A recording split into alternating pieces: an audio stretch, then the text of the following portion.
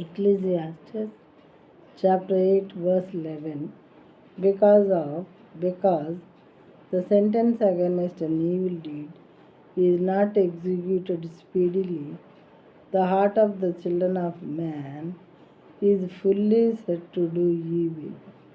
దుష్క్రియలకు తగిన శిక్ష శీఘ్రముగా కలుగకపోవుట చూచి మనుషులు భయము విడిచి హృదయపూర్వకముగా దుష్క్రియలు చేయుదురు.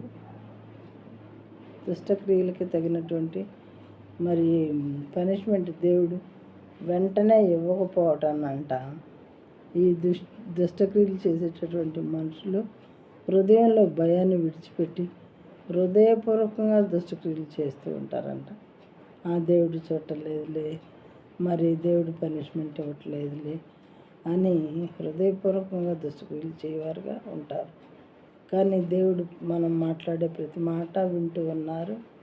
మనం చేసే ప్రతి క్రియను కూడా దేవుడు చూస్తూ ఉన్నారని వాక్యంలో చెప్పబడుచున్నది.